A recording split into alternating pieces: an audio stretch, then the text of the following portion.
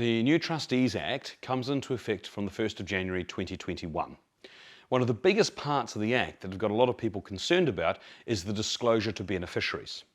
Once a beneficiary turns 18, they're required to be advised by the trustees that they're a beneficiary of a trust and if there's any amounts outstanding to them. So let's say, for example, you have a child who is 10. And you decide to give them $10,000 income as a way of transferring value from the trust into their individual beneficiary names. So when they're 10 years old, you put $10,000 of income attributed into the beneficiary. Now, when they get to 16, which is another 6 years' time, that would be $60,000 would be sitting in their beneficiary current account. The 16 years becomes important from a tax perspective.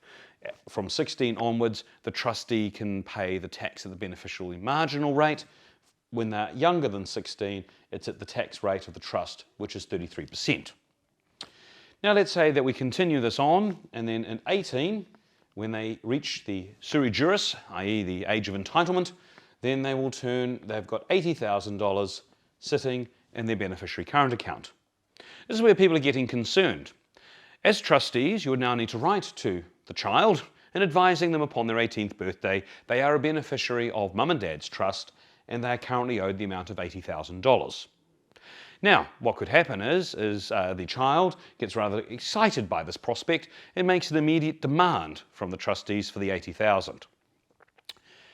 You may, and in my role as an independent trustee, this would be one that could come up for me to look at. And in discussion with mum and dad, you may feel that the 18-year-old son hasn't quite yet worked out his life plan, and the sum of $80,000 would quickly disappear. So you decline to give him the $80,000 as requested. There's an interesting case that's just come out, and it may follow through appeal and change. But it was something similar where it was an educational amount that was set aside, and a request was made by one of the parents of the child to ask for the sum, it was about $60,000, to be paid to them so that their daughter could attend a professional school overseas with the view of earning a baseball scholarship at an American university. The aunt, who happened to be the trustee, decided that that was not a good use of the educational funds because there was no real guarantee of an outcome that they would get the scholarship and be able to attend this American university. The process went through the courts, and the courts decided that the aunt and the executor of the trust were actually not right, that the parents are the best people to make that decision. So you may find, on the extension of that argument, that not paying up the $80,000 to the son may cause some concerns.